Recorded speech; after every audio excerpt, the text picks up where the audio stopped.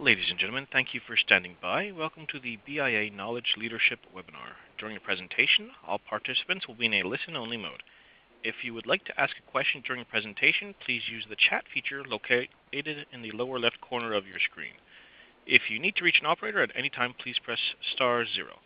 As a reminder, this conference is being recorded Tuesday, August 18th, 2015. I would now like to turn the conference over to Robin Thompson. Please go ahead. Good day, everyone. On behalf of the team here at BIA, I'd like to welcome you to our August Knowledge Leadership Series webinar, where our experts will talk about the Preservation Cost Survey and give some tips on how to proactively manage data preservation. Just a reminder, as Scott said, we're taking questions through the chat window, and we'll get to those at the end of the program. And also, as you leave today, you will be prompted to answer a very short survey. We plan our curriculum based directly on your feedback, such as today's program. BIA currently does not certify our webinars for CLE. However, those of you who attend today will receive a certificate of attendance that you can use to self-report your activity to certain bar associations and states that allow self-reporting, as well as CPE, CRM, ICP, SEDS, and CIP credit. Now to my favorite part of the program, and a little bit of a challenge, because if I were to spend the program introducing our speakers today, I would consume all 60 minutes. This month we're honored to have with us Professor William Hubbard, Assistant Professor of Law and Ronald H. Coase Teaching Scholar at the University of Chicago School of Law. Dr. Hubbard received his JD in 2000, and before teaching at the University of Chicago, he practiced law at Mayer Brown, and before that, he was a clerk to the Honorable Patrick Higginbotham of the Fifth Circuit Court of Appeals. Professor Hubbard is joined by Brian Schrader, who is also an attorney and technologist. Brian is a co-founding member of BIA and a pioneer in the area of computer forensics and e-discovery. Brian has acted as an expert witness in hundreds of cases, including many notable ones, such as several involving Bernie Madoff and Enron. Brian is one of the most sought-after experts in his field. Today, our speakers will be talking about the Preservation Cost Survey, which Professor Hubbard will cover, and Brian is going to cover controlling preservation costs.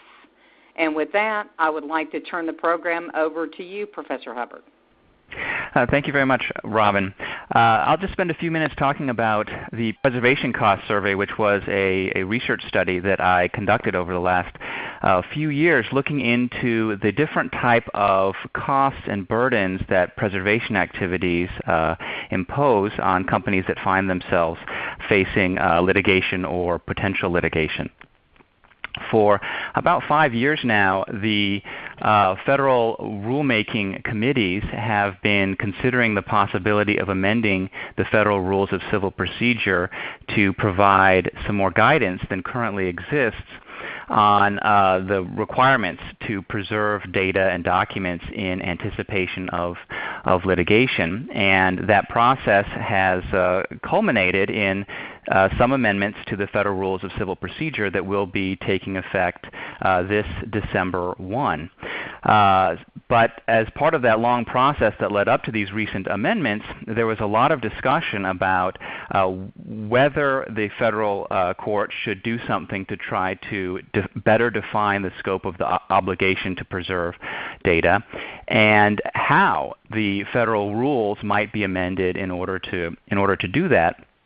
And in the course of this dialogue and sometimes contentious debate, one of the questions that began to arise from the judges who were trying to make sense of this was, what do we know? What do we know about how burdensome preservation activity is? There was certainly no shortage of anecdotes on the subject.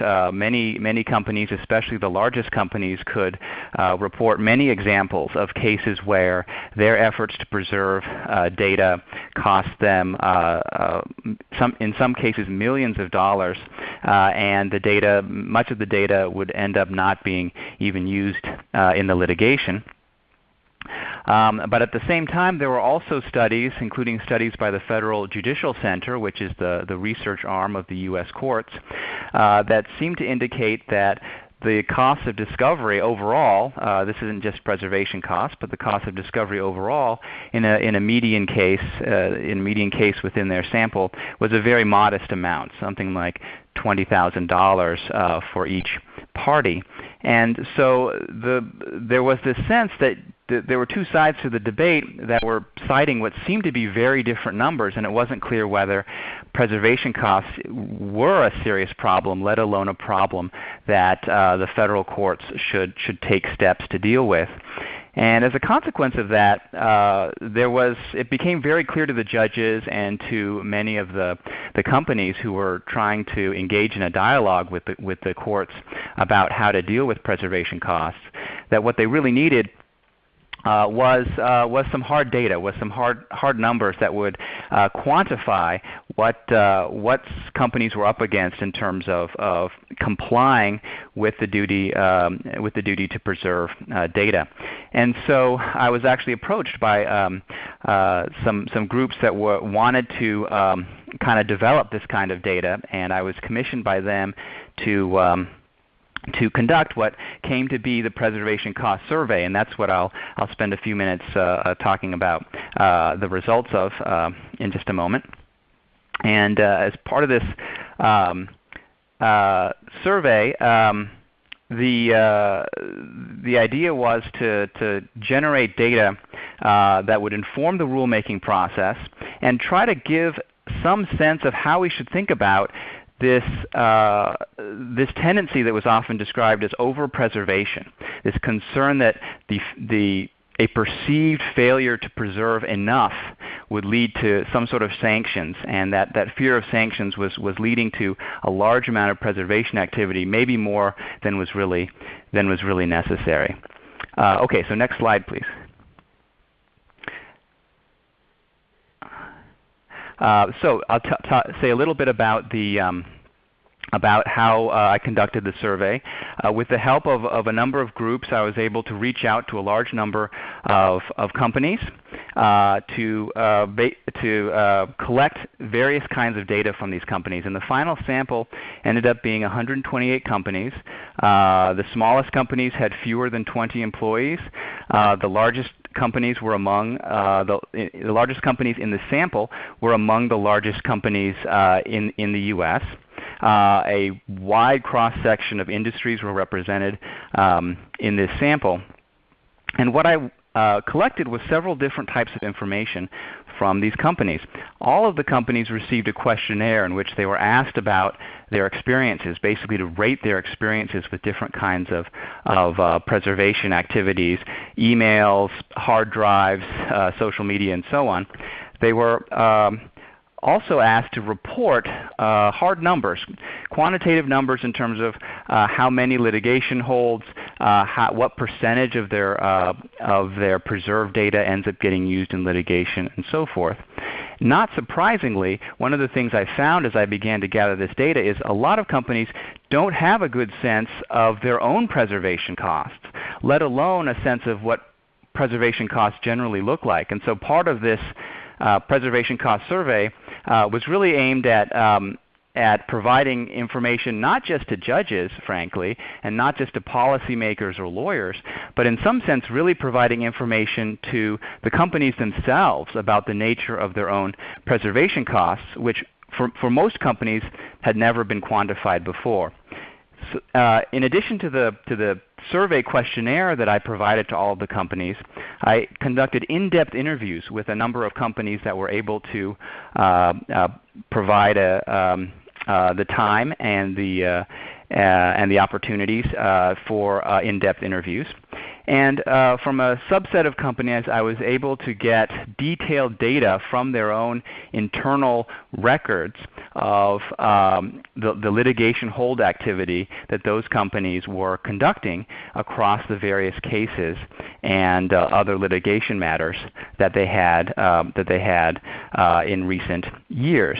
Now, all of this data was collected on a strictly anonymous and confidential basis. No identities of any of the companies is provided as part of the survey. And the information that I'll mention today will simply be basically summary information about the collection of companies.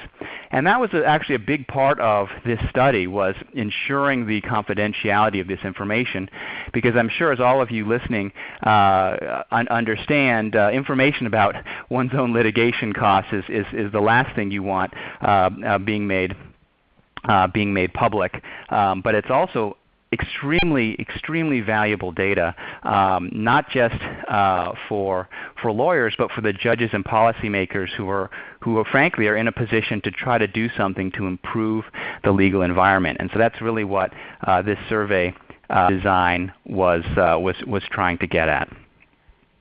Okay, next slide. All right. So what did we find after all of this? Well, there were several, I think, useful and frankly surprising findings that came out of this. So in collecting the data, I ended up dividing the types of costs associated with preservation activity into two categories: what I called fixed costs and what I called variable costs. By fixed costs, I mean the kinds of things that I think most of us on this call would think of when they think of the cost of preservation.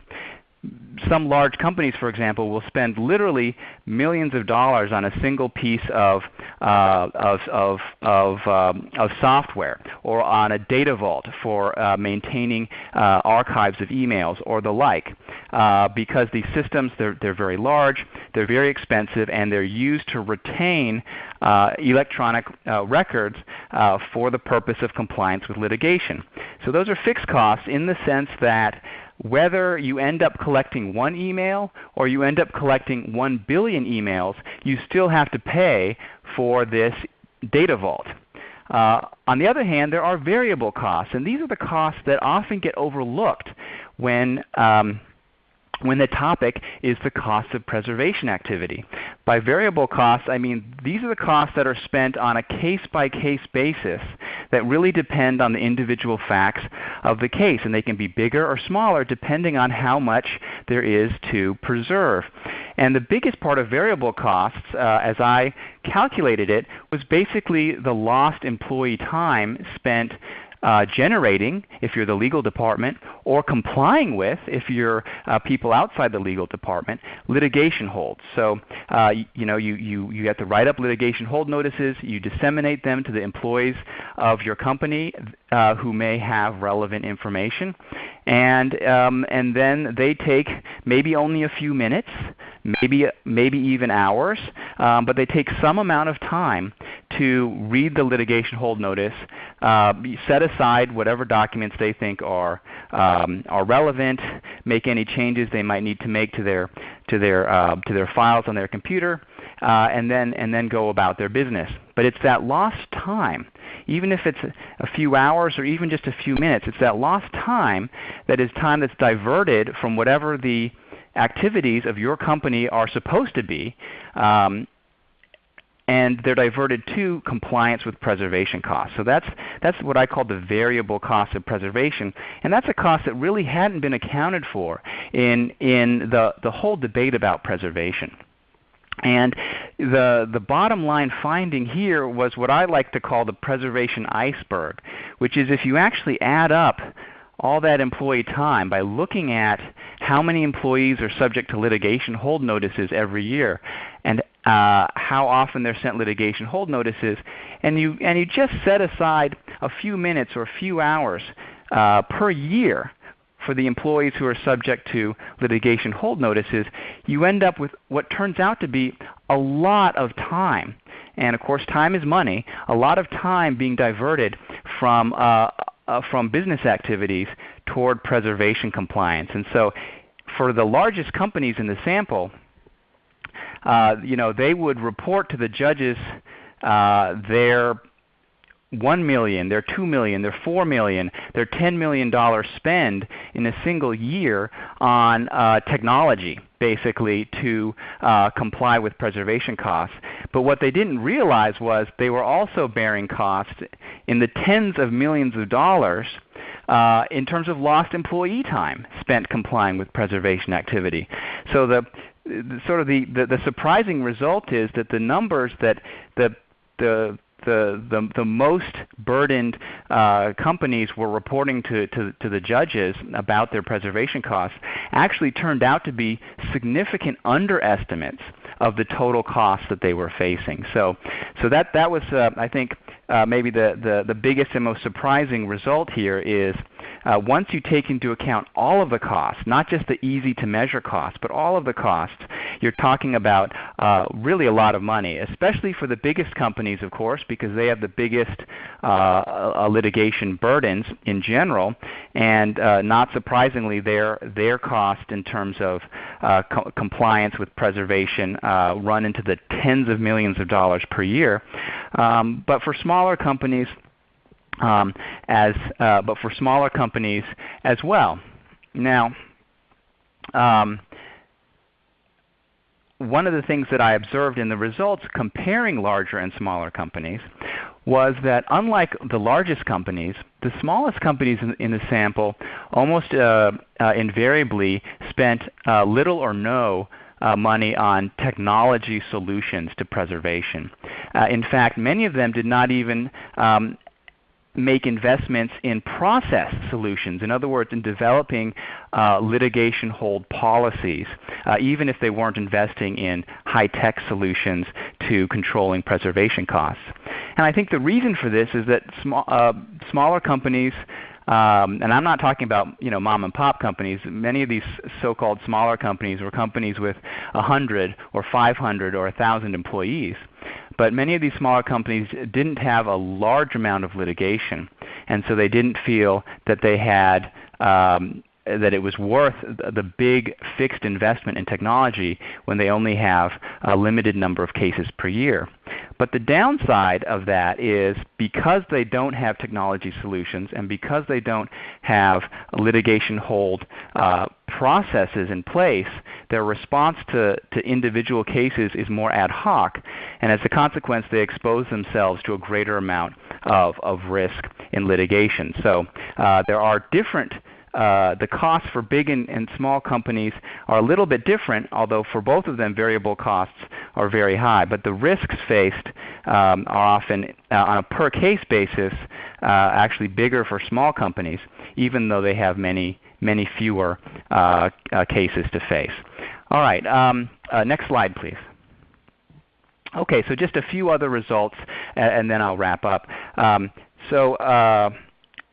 One of the interesting results here was also how much heterogeneity there was across cases. So if you look at a large company that has a large number of lawsuits in any given year, what I found was that most of the lawsuits, in fact, were very small in terms of their preservation burdens. But some of the cases were extremely big. And this skewed distribution of burdens was so great that, in fact, only 5% of all litigation matters accounted for over 50% of all of the litigation hold activity. So it's really a small subset of cases that are driving the overall costs of preservation activity. And this was a way to kind of explain the disconnect that you saw in the debates between basically the plaintiff's bar and the defense bar on this issue, which was it was true that the typical case does have low preservation costs, but it's also true that many cases are so expensive that on average preservation costs are in fact quite high. Okay, next slide. All right, so and finally, there's this issue of just because the preservation costs are high, doesn't mean that they're too high. That's the question. Is sure, there's a lot of preservation, but maybe it's not too much. And I was able to say a little bit about this in the study as well. It's certainly the case that preservation is never going to be exactly inclusive. It's always going to be somewhat over-inclusive because you have to play it safe because you don't know exactly what's going to come up in the litigation, and so you're going to be somewhat overbroad. Nonetheless, it remains the case that a huge amount of preserved material is never even collected, let alone processed, reviewed, or produced in litigation. And what that means is there's a margin for improvement. In other words, there's a margin for reducing the amount of overbreadth in preservation without imposing a cost in the ultimate production of relevant information. And so one of the things that I tried to emphasize in the study was it's possible to reduce preservation costs without cutting into a volume of data that's ultimately going to be collected, processed, and produced. Okay, next slide. So just to kind of sum up here, the findings of the study: preservation costs are very large. In fact, the stuff that you see in your budget, your spend on technology, is really just going to be the tip of the iceberg in terms of the total overall cost to your company of preservation activities. A small share of cases will drive a lot of the cost because it's the very biggest cases that have a disproportionate impact on your total preservation burdens.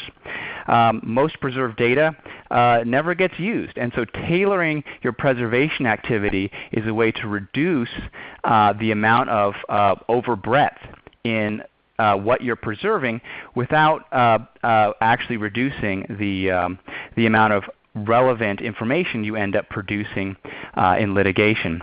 And finally, just as kind of an epilogue to this whole story, the new rules that are going into effect did respond in small part, to the concerns that were raised in this study. I think they are a step in the right direction. They deal with the requirements for the imposition of sanctions for failure to preserve. And in essence, in order to impose severe sanctions, there has to be a finding of bad faith, of deliberate intent to destroy data to deprive the other party of its use in litigation. I think that's a step in the right direction in terms of controlling the perceived need for overpreservation. But it's also important to be realistic and understand that the rules are just one step in the right direction.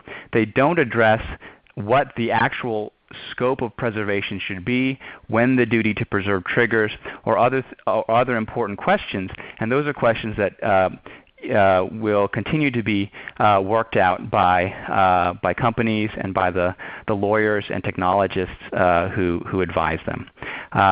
So with that, I will turn it over to the second part of the presentation.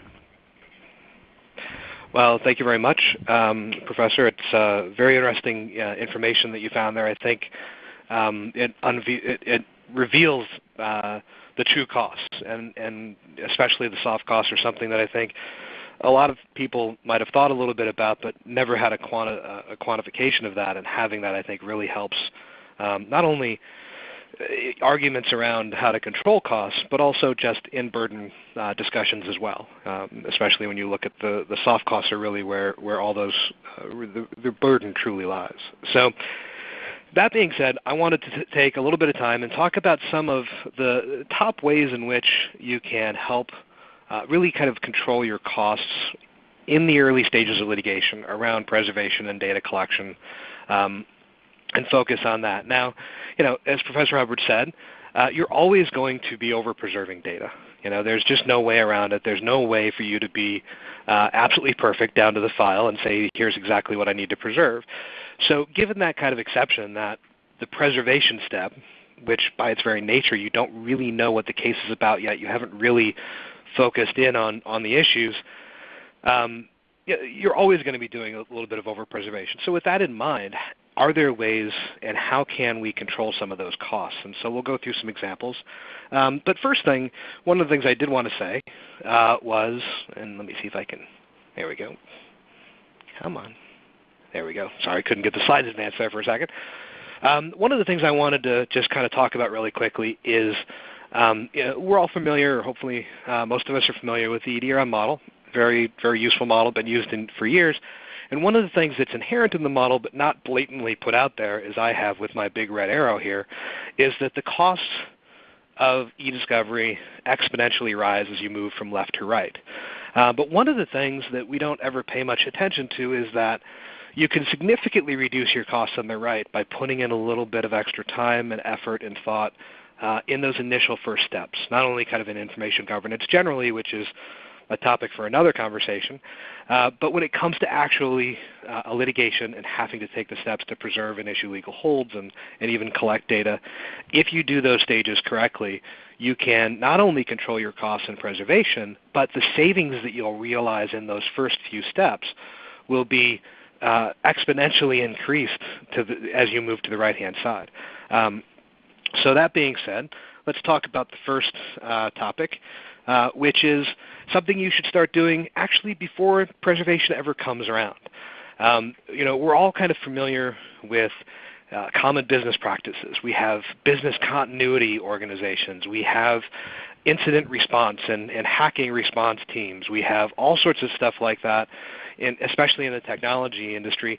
But most companies don't have a legal event team. They don't kind of do this pre-planning of events. We prepare for disasters. We prepare for terrorist events. We prepare for all sorts of things. And we have plans and checklists and books that we can go to deal with those things, but most companies don't have that with respect to legal events. And really you should, because at the end of the day, unless you're kind of a very specific company that deals with in the litigation industry, litigation isn't part of your daily business operations. It is an exceptional event. And just like a business continuity is an exceptional event, you should have a team of people who meet on a regular basis and come up with a written plan. And so the first step to that is really just kind of forming that team. If you create a legal event team, and it doesn't have to be, I'm not talking about a team that is 50 people and meets once a week. I'm talking about a team that has a handful of people from key places like management, legal, HR, and IT inside the organization if you have all those departments. And some outside resources, outside counsel, an e-discovery expert. There are a lot of law firms today that have e-discovery experts as part of their team, as well as an outside vendor. If you have a dedicated vendor you use every time, which is great, it helps with the practice and controlling costs, make sure that vendor is part of this, a part of that team as well, so that you can really not only get the internal resources, but you have an external perspective that tells you what's the industry doing? What are other companies doing? We all like to hear war stories and see that we're doing things as good or better than our contemporaries. And so having those outside resources are important. And of course, education is key, right? Going to meetings like this, webinars, seminars, articles, things like that to make sure that the team keeps up to date on the most important issues. Once you have that team, assign the responsibilities so you know key questions, like when a new case comes up, how are you going to identify custodians? Who's going to take the lead on that? Who's going to take the lead on tracking legal holds? Who's going to monitor and conduct data collections and things of those natures? If you have all of this in place beforehand, it is a very, very useful thing. It's just like anything else. The more you can prepare for something in advance, the more you're going to be able to follow a procedure that's well thought out and not ad hoc, and it probably doesn't take a whole lot of convincing to convince everybody that a well thought out plan is going to cost you less than an ad hoc reactionary plan. The last thing I'd say is that when you have that team, there should be some basic identification of resources internally. That team should know what email systems you're using, what accounting systems you're using, what sales or customer relations management systems you're using, things like that. I'm not saying that you need to know that Mary in accounting is using OneNote, or that John in marketing is using Adobe Cloud's offerings for some of the marketing stuff. Not to that level of granular detail, but the primary systems that team should know. And so it's not just about the team, it's about creating the plan, which is the really essential part of the process. So what do we mean by that? Well, we're not only talking about kind of a written plan of what to do, but I'm also talking about a discovery protocol. And in that discovery protocol, a lot of those discovery protocols in the past are documents that you agree to how discovery is going to be conducted with your opposing counsel.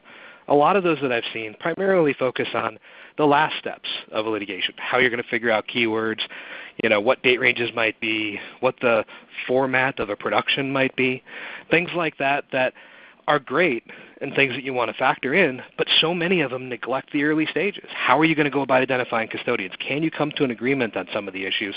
And we'll talk as we move forward on some of these things about things that should be in that agreement that can help you control these costs. But essentially, what we're talking about is not only a run book or a detailed step-by-step guide that when a litigation comes in, the litigation response team or legal event team can open up and go through a checklist of here's what we have to do to make sure that we're covered on the preservation steps, issuing legal holds, doing data collections, preserving things like that. And having that step-by-step guide is going to be extremely valuable. But what's also important is having that kind of standard discovery protocol. Especially if you're in a corporation that has regular litigation. If you don't have this stuff in place, if you don't have a standard process that you follow and a standard e-discovery protocol that you're using in case over case over case, you're forcing your outside counsel to reinvent the wheel every single time. And talk about soft costs. One of the things that people don't talk a lot about are those soft costs. How much time and effort is being spent negotiating the same stuff over and over and over again in every case? And again, this isn't necessarily about the preservation of data, so to speak, but it's something that comes even before that, and something we're spending an awful lot of money on in that phase is repeating this process. And so it behooves you, and it also makes it much easier for your outside counsel to walk into a meet and confer and say, here's the protocol we followed. It's been used in 10 cases. It's been blessed by 5 different judges or whatever the case may be. It just shortcuts the whole entire process, especially if you have a reasonable, well-thought-out, well-planned process. Not only will it help you control those internal costs and some of the steps, but it's going to help you control your litigation costs at the very beginning of a case as well. So it is extremely useful for so many different things.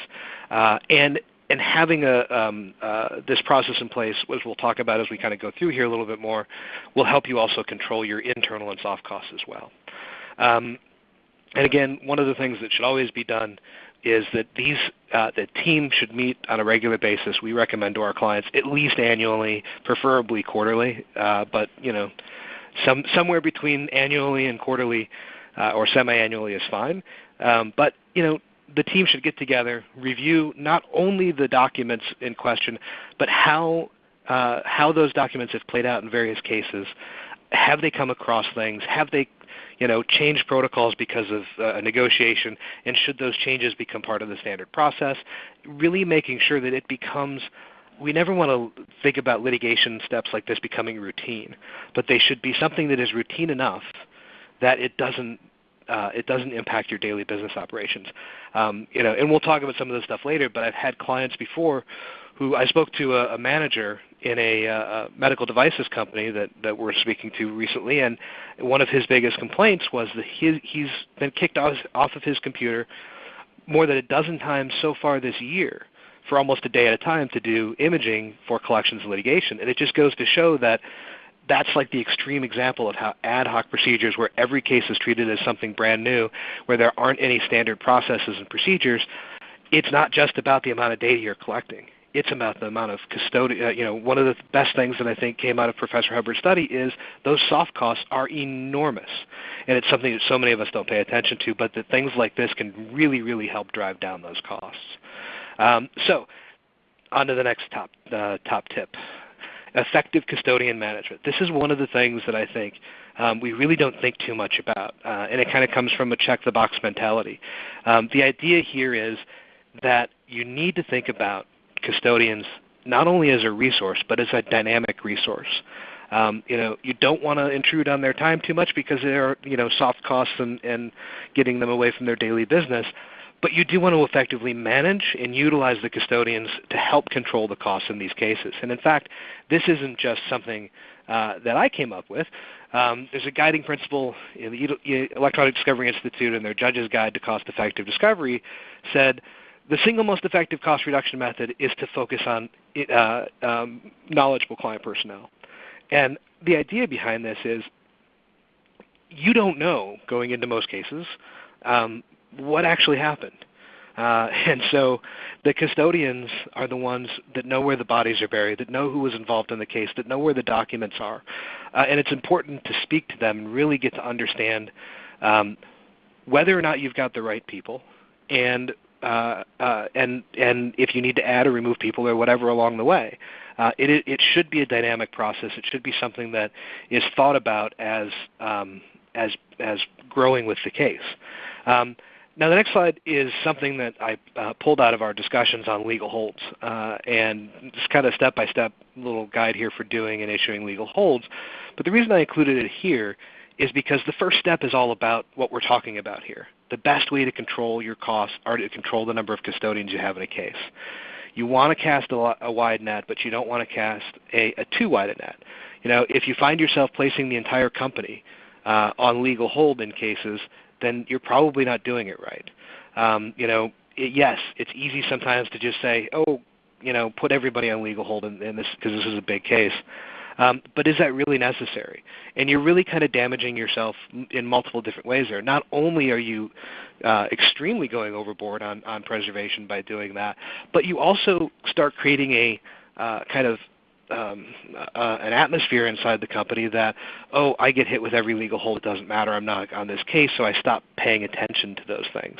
And so it's important that when you're first creating the custodian list, first looking at who should be custodians on a case, that you want to be selective. Of course, you want to be a little overprotective at first because you don't know everybody and you don't know all the facts yet, but you want to try to be controlled. Interview personnel. And don't forget, there's this one thing that we do always talk about. Legal holds and preservation have affect not only people inside of your company, but people over which your company has control. So you may have in this process have to think of outside third parties like consultants and others.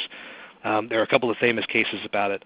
But basically the idea is if you have a contract with a vendor and that contract says that your data is yours and not theirs, guess what? That data is under your possession, custody, or control, even if it's not in your possession. So something to think about. Anyway, I just wanted to bring this slide up because I wanted to show how the first step in a good legal hold process is identifying those custodians. And what we talk about a little bit more, and I really want to focus on here, is that it doesn't stop there. You got to actively manage those custodians throughout the entire case. You have to, it's not just check the box and walk away, or it's not even check the box and remind those custodians. You need to be figuring out whether or not those are the right custodians and taking action. It should be a dynamic, living selection process. The initial identifications are great, but it doesn't control. Just because you put somebody on legal hold doesn't mean that they have to stay on legal hold throughout the entire throughout the entire case. You need to figure out whether or not those are the right people that you put on legal hold, and if they're not, let them go.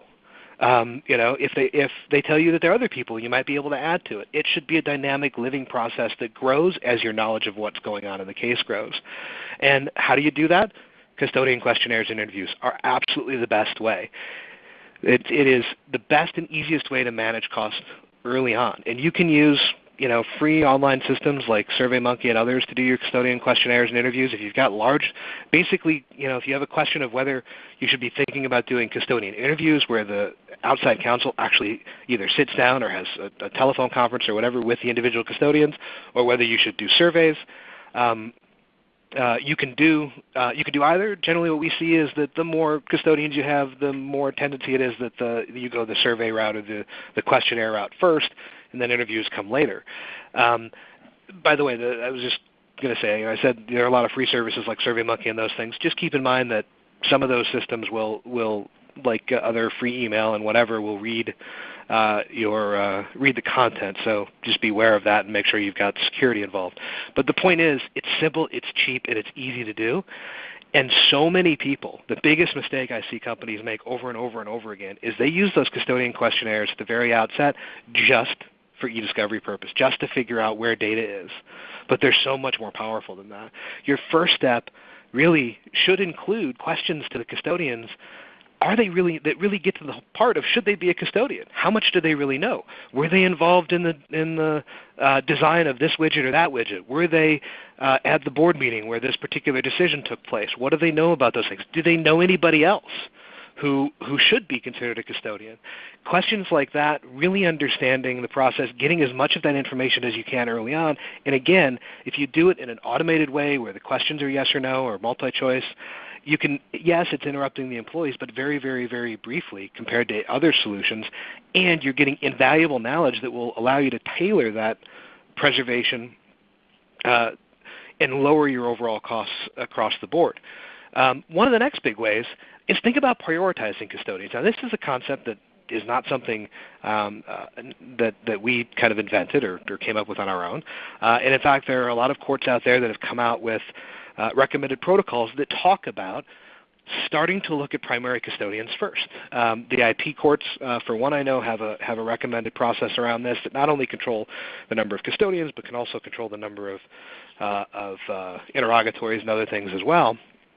And the whole concept here is that in most of your litigations, in the vast majority of your litigations, take Enron, a data set that all of us in the e-discovery world are painfully familiar with because it's used as samples over and over and over again in cases. If you look at that and you're familiar with that data set, there are a handful of people. Yes, there are hundreds of custodians probably in that data set, but there are probably 5 or 10 custodians where if you had everything that they said, that's all you'd really need to make the case that Enron was a fraudulent empire. And that's the case in most cases. 5 to 10 custodians really are going to be the heart of your case. And so one of the best ways to control your costs, not only in the preservation phase but all the way across, is to figure out, can you prioritize on those on a handful of custodians first. And the idea behind that is do those first, go through the process, figure out what they've got, and figure out whether that's enough. And it kind of puts the burden on the requesting party at that point to come back to the court, to the opposing party and say, look, we don't have enough, or we've looked at this data and based on this, here are 5 more people we really think are important and why. And it puts that burden kind of back on both parties to not only again, look at this as a dynamic growing process. You don't have to take 300 custodians at once and do them all as though they're the most important thing in the world, because they're not. There's no way possible that 300 people are going to be critical. You're not going to have 300 people testify at trial. Just like they say, you're not going to have, 1 million documents that you're going to produce at trial. So try to focus in on that at first. It's not always going to be perfect, but it's a great way to try to reduce the cost and focus in on that. And finally, actively managing custodians means releasing custodians. Let the custodians off of the obligations as soon as you can. As soon as you find out, if you put somebody on legal hold and through the custodian interview process or the custodian questionnaire process, you find out that custodian actually wasn't involved in that case and probably doesn't have any data, then let them go. Just because they got put on legal hold at first doesn't mean they got to stay there forever, and so many people forget about that. Or at the end of a case, forget to let all the custodians off the hook. It's an important part of the legal hold management process that you have a way to make sure that you let people out of their legal hold obligations towards the end.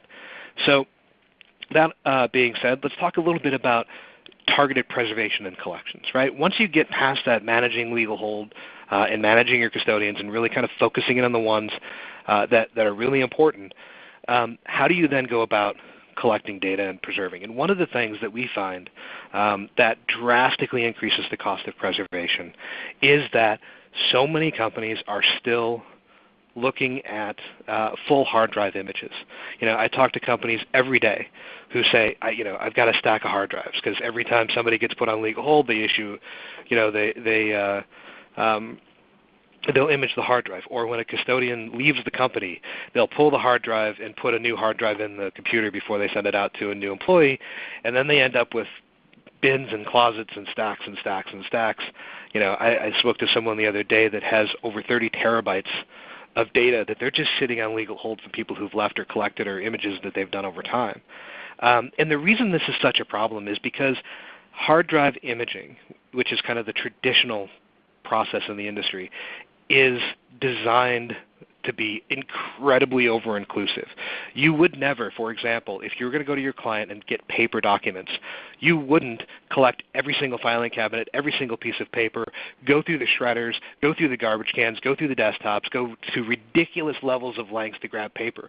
But that's what you're doing when you're doing a forensic image. You are grabbing so much irrelevant information that process was designed originally for criminal investigations, and there's nothing wrong with it. If you have certain instances, if you think that you need to be worried about fraudulent actors or people who are purposely hiding data, but those are such a small majority of cases. The vast majority of what our clients face on a daily basis is standard civil litigation, and there's no requirement to act like law enforcement does in imaging hard drives. So the best thing I can say is take a targeted approach to your data preservation. Now that doesn't mean go in and try to figure out file by file, but what it at the very minimum means, don't do hard drive images and collect. If you think about what hard drives are today, when was the last time you saw a hard drive that was less than 500 gigs? The hard drives today are larger and larger. I just saw an announcement yesterday from, I think it was Toshiba or maybe Samsung, that they have now a laptop hard drive that can hold up to 16 terabytes of data. You're never going to be collecting that much data. Most custodians in our experience have between 10 and 20 gigs of data, of usable data, but yet if you do a forensic image, you're ending up with hundreds of gigs per custodian. So you're ending up preserving 10, 20, 30, 40 times as much data as you need to. And at the end of the day, once you are ready to go to the next step, that just makes everything else so much more expensive, because now, instead of going with something where you have a couple of gigs of data, you're going to have a ton of data that you're never going to need, that you're going to pay somebody to get rid of, you're going to pay somebody to store long term. So how do you solve this problem? Well, first off, it's not just something you want to think about, well, maybe we drag and drop, maybe we just come up with some simple solution. You got to be defensible. If you're not defensible, you're going to end up increasing your soft costs like crazy. You're going to have employee disruptions. You're going to have overcollections. You're going to recollect data over and over again. You're going to bring in IT and spend incredible amounts of money. And it just is going to increase e-discovery costs. It's going to increase review costs. So your process still has to be defensible, but it doesn't have to be hard drive imaging where you just grab the entire world. So it's this old, I love this picture because I think it's old New York, but you want to balance the defensibility with the costs. How are you going to actually collect data, and what is your standard process for collecting data? So one of the things we always tell our clients is take a serious look at how you're doing data today, and if you're collecting data, whether it's with an outside resources or internal resources, it really doesn't matter, because it's still more expensive to do these kind of bulk hard drive, boots on the ground style collections where somebody is going in, even if it's kind of a remote sending a hard drive out. If you're doing a full image, you're at the end of the day vastly over collecting beyond anything you could ever need. So you only want to look at, we recommend to clients today is that you only look at boots on the ground for kind of unknown systems. Somebody's walking into an environment, they don't know what's there. There's discontinued businesses or equipment involved, disconnected systems, old legacy systems, things that you just can't kind of connect to remotely. The 5% of the data that we collect today. 95% of what's collected and used in litigation, and what do they ever say, like 95% of all statistics are made up. But this is just a gut thing. It's like 95% or more, maybe 99% of the data used in most litigations today comes from standard sources, email, desktops, things like that. Sure, we're talking about Internet of Things, all sorts of other potential resources, but the reality is most of the data used on a daily basis in cases still comes from email, still comes from desktop solutions. And so in those solutions, and even for a lot of the Internet of Things, those are connected devices by their very nature. You shouldn't have to send somebody somewhere to collect that data. You should be able to do it all remotely, sitting somewhere and pulling it together in ways that cause minimal interruption of custodian time, that focus in on potential data that might actually be useful, and leaves behind all of the soft costs, the kicking people off their computers to do images, the over collection of data, collecting system files. I mean, when you're collecting images, you're collecting Windows files over and over and over again that you're never going to use and you're going to pay somebody to get rid of later. So it's really, really important. And in balancing that, we created this nice little chart, just kind of shows some of the things, kind of going from the old-fashioned drag and drop all the way up to enterprise solutions like audit autonomy and case and our discovery bot and things like that. This kind of idea, people always ask us, well, you talk about defensibility, what's the difference between the two? If you're talking about a tiny little litigation that's a couple of $1,000s, maybe you can agree with your opposing counsel that just printing the emails off of somebody's email system or dragging and dropping files into a SharePoint directory or something is good enough, because anything else you do might be way overkill, right? There's always the burden argument. But most things today, you can get easily affordable, relatively powerful remote solutions like the ones that are listed here. They're going to allow you to keep costs down but yet still remain defensible in your process. And if you can do that and strike the balance between the two, that's the best you want to do. If you don't take anything else away from this, hopefully everybody will walk away and say, well, maybe the imaging solutions we've used in the past aren't that important. When you're deciding your approach, whether it's your standard approach or your one-off approach for a case, here are some of the things to keep in mind. Again, forensic principles should guide, not control. Computer forensics was created in law enforcement, so unless you're dealing with a case that has potential criminal aspects or things of that nature, where it's a real investigation, those principles should guide you, but they shouldn't control. The basic ideas, the custodian tracking, the chain of custody, metadata preservation, and file hashing. In other words, when you get to trial, this is something we as lawyers learned in evidence class. You just got to be able to establish the chain of custody. You got to be able to establish that this document was on this computer that was under control of this person, and as long as you can do that, you're going to be fine. You don't have to have a sign in and sign out sheet every time somebody looked at something. Targeted collections are key. We talked a lot about that. You want to focus on something that really gets you to targeted collections, because otherwise you're going to end up with hundreds and hundreds and hundreds of gigs, if not tens or hundreds of terabytes of data that are going to be completely useless, but yet you have to pay to store. And then again, scale is important. So when you're looking at each one of these solutions, you want to look at, if you're a company that gets multiple lawsuits a year, then you're going to want to invest in solutions and software and processes around it. If you're a company that only gets sued once in a blue moon, it doesn't make sense for you to go out and buy some big behind the firewall device, or even maybe some other kind of routine solutions. You want to look for stuff that have a la carte options or one-off options so that you can deal with the cases as they arise. So those are some of the things. And then really, I will say a couple of quick words on the last little tip, so hopefully leaving a couple of minutes here for us to answer some questions.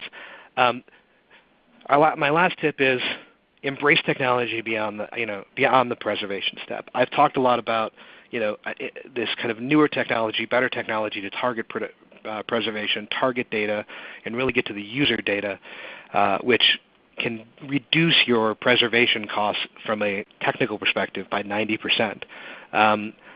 But don't forget about embracing the best technology beyond that. And what do I mean by that? There's two primary places that I'm really talking about. The first step is in data processing in ECA. Traditionally we're talking about using keywords and date ranges and things like that to take even the 100 gigs you collected or the terabyte you collected and produce the 10 or 15 or 20 gigs or whatever happens to be actually useful to that case. Modern approaches are around predictive coding, bringing predictive coding even back further to help in that initial calling, and as well as in the document review later on. And what a lot of courts are saying is there's no silver bullet here. There are tons of different ways. When we sit down and help clients, there are a number of ways that we're going to help them cut that data down at the very beginning and help them identify what sources need to be collected and produced, and how to filter data out. It's not just predictive coding. Predictive coding is great. And it can help out a lot, especially in review and as you're going through and in the QA process and things like that. But it's by no means a magic bullet. It's by no means the only tool at your disposal. There's conceptual filtering. There's near dupes. There's all sorts of other tools as well. Make sure whoever is doing this work for you is embracing all of these tools and bringing them to the forefront, because it will save you drastic sums of money. Even though some of them can be expensive on the front or seem expensive, it's not compared to the the alternatives of reviewing every document. It's incredibly cost effective, and again, it's a dynamic process. It's the worst thing I see companies do from time to time is try to say, okay, we're going to do all the collections, then we're going to do all the processing, then we're going to do all the review. Really, you should start out with prioritization. Even if you're not agreeing with your opposing counsel about prioritizing 5 or 10 custodians, start with the most important 5 or 10 custodians, because what you learn in that process and by running a couple of the key custodians through the process will help you in better modifying your keywords, better modifying your date ranges, better modifying your predictive coding algorithms. It should be a dynamic process throughout. And lastly, document review and production. Document review is the most expensive part. Everybody will tell you that. Even if you're using an outsourced team, a document review company that provides those services, it's still going to be the most expensive part of your litigation because that's the nature of the beast. You're getting to a level of detail where you're looking kind of document by document, or you're analyzing groups of documents, whatever the case may be. You're still spending most of your time there. And so if you're not treating document review like a commodity, it really is a commodity. As more and more technology comes in, it becomes more and more of a commodity. It should be treated like that. And by that I mean that you should be looking for solutions that are repeatable, that can be reused over time, that you can have, what I like to tell clients is very, very helpful if you can have a core group of individuals who are involved in every review that you have across matters, because we do this for clients. And to throw out some metrics really quick, we took one client from spending $10 million a year on review with outside counsel to spending $2 million a year on the same level of review. And the reason was we were able to have one team do all the review across multiple cases and leverage that. Again, it's about leveraging the technology at the beginning and leveraging it all the way through to the end. And so I just wanted to throw in those last couple of quick notes about saving money, because it seems to be, it's not just about preservation. The more you save in the preservation, the more you're going to save as you move throughout the process, but you need to be looking at steps all the way along the way. And that's something that your legal event team, as I talked about at the very beginning, should be looking at all of these things throughout. So that being said, I will turn it back over to Robin to see if there are some questions out there. And I know we're running up against, but we can go a couple of minutes over if people want to stick around and ask questions.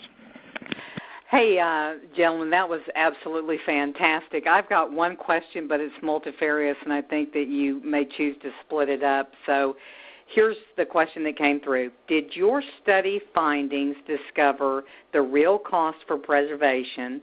What is the unit cost per terabyte cloud storage preservation, $5,000 to $10,000 per, versus long-term preservation, microfilm, 2 cents per blip? Who decides the appropriate preservation option for electronic records? Is it legal, IT, RIM, or other? So we have about 3 questions. So Professor Hubbard, if you want to take the first part about the fundings, I can kind of talk about the second part about who decides what's appropriate. Sure, that sounds good. Yeah, in terms of my study, I wasn't focused on the different types of technology or the costs per unit. I think those are great questions worth asking. I think that there are technologists who probably would be able to answer that question on an enterprise by enterprise basis. Rather, the goal of my study was to get a sense of on a per year basis, on a per company basis, how much are you spending, and how much of it is human costs rather than technology costs. But I think when it actually comes time to get down to the nuts and bolts, and Brian can talk about that a little bit in terms of actually figuring out what to do and how to preserve the data. That's something for which the technologists and the lawyers will be able to determine on a case-by-case basis. And as far as who kind of determines the cost, one of the things I will say about what is the cost for kind of per terabyte, one of the things that we found is there is no answer to that question across companies. It really is a case-by-case study, because there has been such little guidance in this area for so long that you see companies adopting widely differing practices. And so, if I encourage you, if you haven't already, to take a look at Professor Hubbard's full study, because there's a lot of great metrics in there and a lot of great kind of stories. And one of them is about a company that spends $40 million a year on just email preservation, if I remember correctly. And so, it just goes to show that it's dependent on the volume, the solutions you select, when you've done it. If you selected a solution 10 years ago, you're probably stuck with an email archiving system, for example, that is not using the latest technology and not exactly the most affordable thing compared with some of the SaaS cloud solutions that exist today. So I don't think it would be easy to kind of create a standard bar across the industry as far as saying here's what a particular preservation cost might be, just based on my experience. Now the question of who decides the appropriate preservation option for records. When we're talking about litigation, that's a great question. And I say litigation because it might be slightly different between, like document retention, preservation versus litigation. So I'm going to focus really on litigation. And the answer to that is, in most cases, the preservation is, courts are going to want to see that you preserve documents as they exist in the ordinary course of business, right? That's kind of the old phrase from the federal rules. And by that I mean that, courts aren't going to be happy to hear that you took all your email, converted it to TIFF, and saved it on microfiche. Could it technically be okay? Sure. You're going to waste an incredible amount of money doing so. So I think really what pushes the preservation is that most companies, when it comes to litigation, look to preserve data in the way it exists. Now that may mean something as simple as turning on the legal hold feature in Exchange, so that even if your custodians delete email, it still stays in the Exchange environment until you let that custodian off legal hold. And so it's a great way to preserve that data in place in the early steps of preservation. And I've seen other companies that say, look, we have all this information. This is a very specific case. It is something that is has a defined period of time, a defined number of people. Everybody's happy that the data collection efforts have been successful, and you can say, well, here's our litigation database that we're using, and now we can let the custodians go on about their business and not worry about preserving it in place. That happens occasionally as well. So I don't think that there is a single solution for what is right. It's usually, what I tell clients is, if you want to not preserve data in its original format, then you better get sign-off by the judge or the opposing party. Other than that, the default should be really to store it in its original format. By that I don't mean if it was on this guy's computer, it has to stay on this guy's computer. If it's in electronic form, it should be captured in that electronic form in a defensibly sound manner. And once it is, you can move on about your daily business. But if you're talking about taking it and converting it from one basic form to a different basic form, then you really should get sign-off by opposing counsel. And most people don't want to open that can of worms. So hopefully that answers the question from that perspective. Robin? Brian, if this can be answered quickly, we just had one come through that asked, and it has to be our last question because we're a little bit over, what would a legal event exercise look like?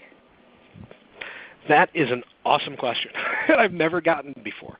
But I think it's a great question, and something that when you talk about things like business continuity planning and disaster recovery planning and things like that, part of those plans are to do that kind of a trial run, right? And so what I would recommend, and what we've done with some of our companies in the past, we've helped put together these plans, is to take, if you're a medical device company, for example, take and look at a recent case and pretend that it's starting from scratch.